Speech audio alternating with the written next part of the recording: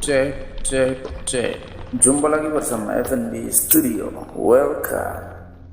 Di video kali ini, Mimin akan menceritakan kisah dari film yang berjudul Black Crab, sebuah film bergenre aksi petualangan dan rilis di tahun 2022. Black Crab mengisahkan tentang kehidupan manusia pasca apokaliptik yang hancur akibat dari perang, di mana dalam kehancuran itu masih ada sebagian manusia yang bertahan dan memperjuangkan kehidupannya.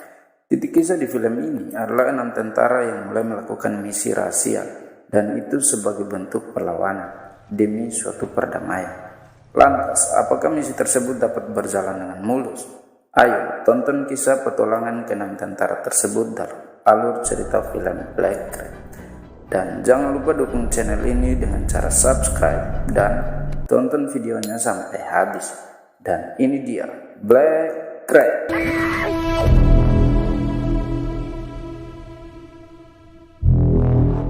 Film diawali dengan memperlihatkan kehidupan masyarakat Swedia yang usai kalah dari sebuah peperangan. Kehancuran interaksi dan tatanan sosial masyarakat begitu kompleks, sehingga terlihat hilangnya solidaritas dan kepercayaan di antara masyarakat.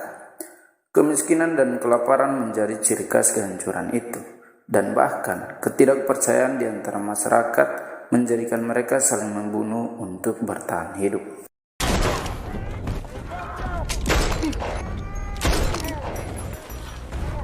Dengan latar konteks seperti inilah misi Black Crab dimulai, dan misi itu direncanakan oleh Kolonel Red dengan beranggotakan 6 orang.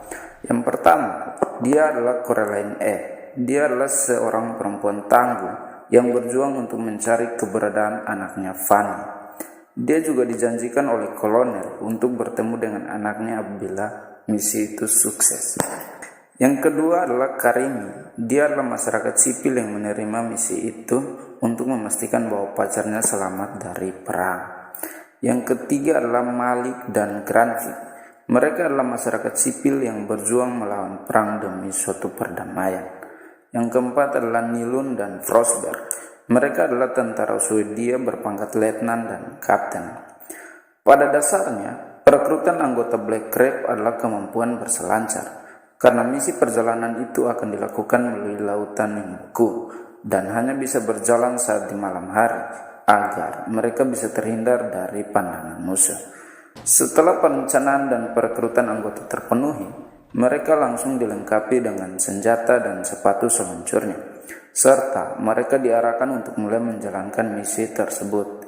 Karena bertepatan dengan malam itu, markas tempat mereka tinggal diserang oleh musuh.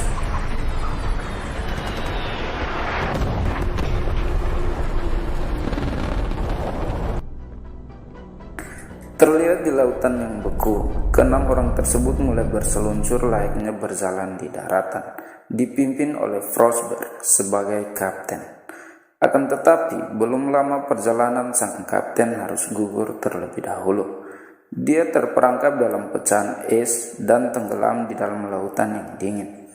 Meskipun Ed dengan heroik melompat untuk menolong, namun apa daya, dinginnya air membuat sang kapten tidak bernyawa lagi. Ed hanya mampu mengambil kembali paket yang dibawa oleh sang kapten dan segera kembali ke permukaan.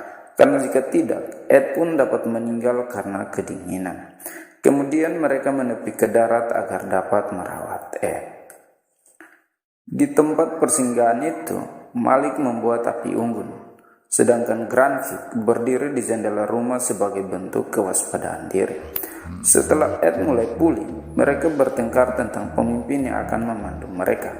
Malik berkata bahwa Nilun sebagai kaptennya. Namun, keputusan itu dipertanyakan oleh Ed. Mengapa harus Nilun? Dia sendiri tidak hadir saat Kolonel Red memberikan arahan tentang misi tersebut.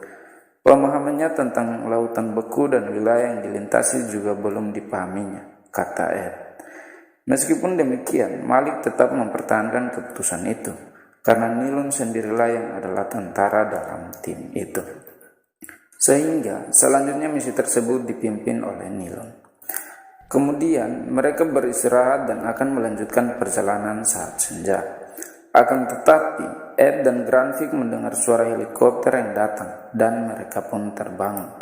Di luar rumah, mereka mendapati Garimi sedang berkomunikasi dengan menggunakan gelombang radio, sehingga hal itu menyebabkan dia dicurigai sebagai pengkhianat tim. Sebagai catatan, karena paket yang dibawa mereka masih misterius, menyebabkan timbulnya rasa ketidakpercayaan dari masing-masing anggota tim. Garimi dianggap sebagai pengkhianat. Ed tidak percaya terhadap Nilon, dan Ed dicurigai memiliki kepentingan pribadi dalam misi tersebut. Setelah helikopter dan tim musuh pergi, mereka kemudian melanjutkan perjalanan. Namun karena tindakan Garimi yang hampir menggagalkan misi mereka, dia hanya diizinkan Nilon untuk bergabung, tapi tanpa membawa senjata. Terlihat di atas lautan beku, mereka berlima terus berjuang demi perdamaian, melawan dinginnya cuaca tanpa pengeluhan. Mereka kemudian menemukan tumpukan mayat yang berserakan dalam lautan beku. Laki-laki, perempuan, dan anak-anak menjadi korban akibat dari perang. Ed yang penasaran menghidupkan senter dan melihat semua tumpukan mayat tersebut. Tapi hal yang dilakukan Ed mengundang kedatangan musuh, sehingga mereka dengan segera lari untuk bersembunyi. Setelah itu, mereka menepi ke daratan untuk beristirahat. Di sana mereka bertemu dengan pasangan suami istri yang sudah tua. Mereka dijamu dengan makan minum dan tempat untuk beristirahat. Akan tetapi dalam adegan itu Garimi harus tewas karena kakek pemilik tempat tinggal tiba-tiba menyerang mereka dengan senjata di bawah mejanya. Selain Garimi, Malik juga terkena peluru di bagian perutnya. Sehingga saat mereka melanjutkan perjalanan, lagi-lagi mereka harus beristirahat karena Malik mengalami pendarahan yang berat. Kejadian yang terus menimpa mereka akhirnya memicu rasa penasaran atas isi dari paket misi tersebut. Sehingga dengan terpaksa Granvik membuka dan menunjukkan isi paket tersebut.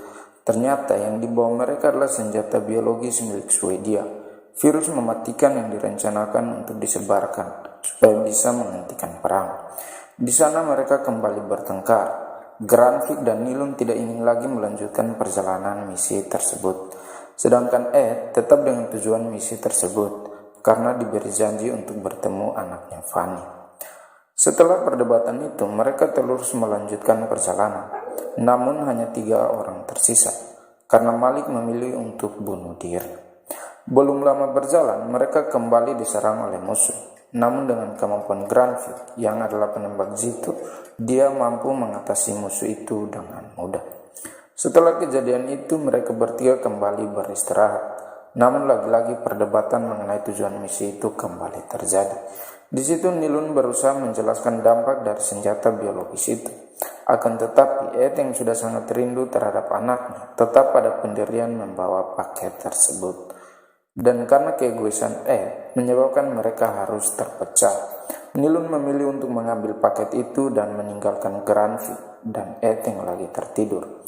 Dan ketika saat mereka terbang, mereka kembali diserang oleh musuh. Dan sayangnya, Granvik harus tewas dalam perang tersebut. Ed yang sudah sangat marah karena tindakan Nilon berusaha mengejar dan menemukan Nilon dan menembakinya. Kemudian datanglah sekelompok orang dan menangkap mereka. Ed kembali sadar dan ternyata dia sedang dirawat oleh seorang dokter tentara. Karena yang menangkap mereka adalah kelompok tentara Swedia yang menunggu kedatangan paket tersebut. Ed kemudian bersiap-siap untuk bertemu dengan kolonel di camp militer itu. Di sana dia juga bertemu dengan Nilon yang sudah lebih dulu mendapatkan penghargaan atas aksi misi tersebut. Ed juga diberi lencana penghargaan yang sama. Namun Ed yang sudah dijanjikan untuk bertemu dengan anaknya bertanya kepada kolonel itu. Tapi sayangnya Vanya tidak ada di tempat itu. Ed yang merasa tertipu, marah dan langsung memukul kolonel hingga terjatuh. Dan setelah kejadian itu, Ed dan Nilon kembali kompak dan menggagalkan rencana peluncuran virus tersebut. Mereka memanfaatkan penghargaan yang diterima sebagai jalan untuk masuk ke lab tempat virus itu disimpan. Di sana, Ed mengambil virus tersebut dan membunyikan alarm agar semua anggota camp dievakuasi termasuk mereka berdua. Namun sayang, saat hendak naik helikopter, Ed ditahan kembali oleh tentara Kem sebagai pengkhianat. Sedangkan Nilon berhasil kabur dengan helikopter yang mengevakuasi masyarakat sipil di sana. Di situ Ed akhirnya meloncat dari tebing bersama virus tersebut. Dia membawa sebuah bom di tangannya dan menarik pelatuk bom itu dan meninggal bersama virus itu. Di sini film pun berakhir.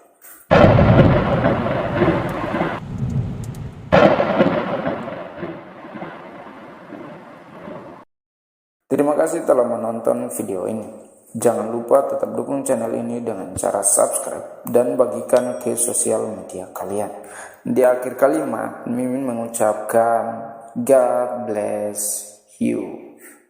Thank you.